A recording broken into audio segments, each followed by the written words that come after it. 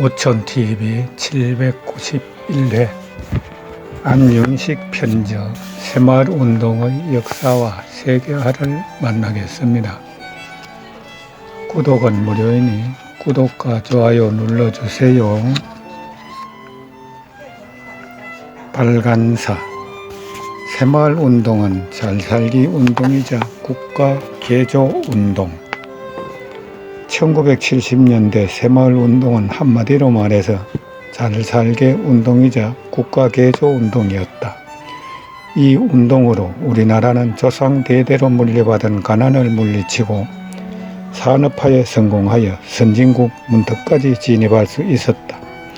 흔히들 새마을운동으로 이룩한 한국의 산업화를 한강의 기적이라고 일컫는다. 그만큼 세계 역사 가운데서 가장 빠른 기간 내에 달성한 산업화 기록이기 때문이다. 60-70호가 옹기종기 모여 사는 조그만 농촌마을. 그 마을의 환경을 개선하는 일이 새마을운동의 시작이었다. 공동우물과 공동빨래터를 준비하고 마을 안길을 넓히며 초가지붕을 개량하는 일 등이 그에 포함되었고, 이 모든 것들은 마을 주민 개개인의 노력을 마을 공동의 개발 형태로 결집시켜 효과를 극대화시켰다. 또한 농촌에서 시작한 새마을운동은 도시, 공장, 직장, 학교로 확산되었으며 모든 기관과 단체가 앞다투어 참여했다. 사업의 범위도 마을 환경 개선에서 시작하여 생산기반 조성사업, 소등정대사업, 복지환경사업, 정신개발사업으로 이어갔다. 이 불길은 해외로까지 번져 수많은 대한민국의 아들, 딸들이 이역만리 남한나라에서 지하탄광, 병원, 사막 건설 현장, 정글의 전쟁터, 망망대해 위를 가리지 않고 한번 잘 살아보겠다고 피와 땀과 눈물을 흘렸다. 1960년대 수출을 통한 경제개발 시대였다면 1970년대는 농촌개발을 중심으로 한 새마을운동 시대였다. 새마을운동은 1970년 4월 22일 박정희 전 대통령에 의해 제창되었다. 5천년 동안 괴롭혀온 가난을 극복하기 위함이었다. 그는 헬기나 전용 열차를 타고 농촌개발 현장을 일일이 답사하면서 문제점을 발굴해 그 개선을 지시하였다.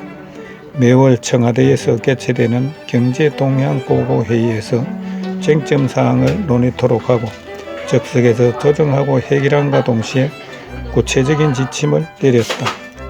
가난은 본인의 스승이자 은인이라던 평소의 소신대로 자신의 24시간을 가난을 극복하는 일에 전념했으며 소박하고 근면하고 정직하고 성실한 서민사회가 바탕이 된 선진 한국 창건을 필생의 소망으로 알고 진력했다. 오늘의 한국 경제를 일으킨 박 대통령은 국비로 진학하는 대구사범학교, 안주공관학교, 일본사관학교, 경비사관학교 를 졸업했다. 그는 이들 사관학교에서 수학, 물리, 화학 등 과학교육을 받고 이학사 자격증을 부여받은 완벽한 테크노라이터이기도 하다. 그렇기 때문에 그는 기술자 우대시책을 임기 내내 실천하여 과학 입국을 구현하였다. 장기 집권을 했던 국가 지도자에 대한 평가는 사람마다 다를 수밖에 없다. 그러나 장기 집권이 없었다면 과연 오늘과 같이 잘 사는 대한민국이 존재할 수 있었을까? 1961년 세계은행의 통계에 의하면 1인당 국민소득을 기준으로 할 때 우리나라 92달러로 방글라데시보다 낮았고 캄보디아와 스리랑카보다 또 가난했다. 심지어 필리핀과 말레이시아는 우리의 몇 배에 이를 정도로 그 격차가 컸다.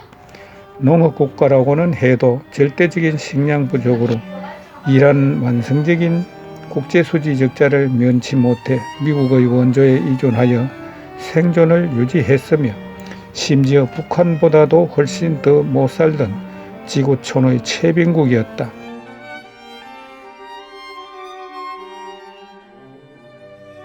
그런데 어떻게 세계 10대 경제대국으로 발전할 수 있었겠는가? 지금도 많은 지식층과 대부분의 국민들이 그의 지도력과 통찰력, 예지력에 감탄하고 있으며 5천년 역사에서 가장 위대한 경세계였다고 평가하고 있다. 그런데 국가 발전의 동력이 된 새마을운동을 새마을 세대조차 잊어가고 있는 데다 새마을 정신마저도 실종되어 가고 있으니 안타깝기 그지없다. 더구나 새마을운동을 겪지 않은 50대의 세대들은 우리가 원래부터 이렇게 잘 살고 있었던 것으로 착각하고 있기까지 하다.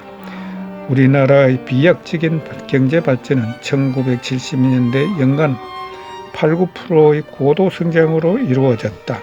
그런데 그것도 정상적인 평화 상태에서 이루어진 것이 아니었다. 1960년대 초부터 1970년대 말까지 북한 정권의 끈질기고 안락한 무력 도발을 당당히 격퇴하면서 이룩한 것이며 그 터전 위에 민주주의 체제의 근간인 중산층을 육성해 놓았던 것이다. 그런데 젊은 세대들은 이 엄청난 업적을 모르고 있다. 설사 알고 있다고 해도 누구나 다 할 수 있는 일인 것처럼 생각하고 있다.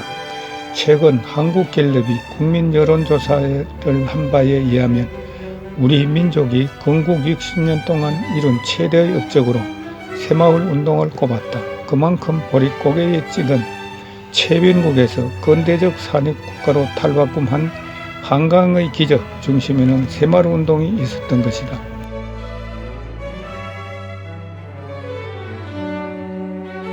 늦은 감이 없잖아 있지만 지난 2011년 새마을운동을 제창한 4월 22일이 국가기념일로 정해졌으니 참으로 흐뭇한 일이 아닐 수 없다.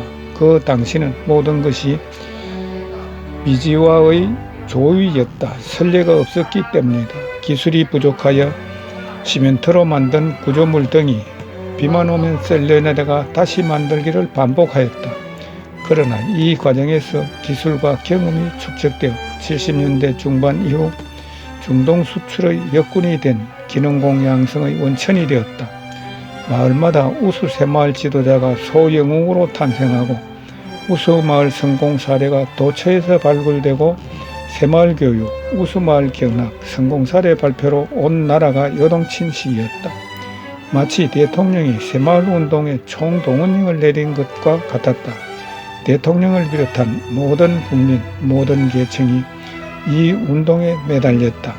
첫째도 새마을, 둘째도 새마을이었으며 첫째도 식량정산, 둘째도 식량정산이고 첫째도 산, 둘째도 산이었다. 우리나라는 새마을운동과 중화공업으로 1961년 전 세계 125개국 중 네 번째 최빈국에서 1979년 들어 무려 18배가 증가한 1693달러를 달성함에 따라 세계 49번째를 차지해 중진국의 선두주자로 발돋움했다. 한편 북한의 1인당 국민 총생산은 1961년 세계 50번째에서 1979년 120번째 하위로 전락했다. 국제사회에서도 한국의 경이적인 경제발전을 높이 평가했다. 중국의 덩샤오핑이 1992년 소위 남방순행 강화에서 한국이 이룩한 경제발전을 높이 평가했으며 특히 1993년 세계은행 이사회는 박 대통령의 경제정책과 새마을운동에 대한 특별 간담회를 개최하기도 했다.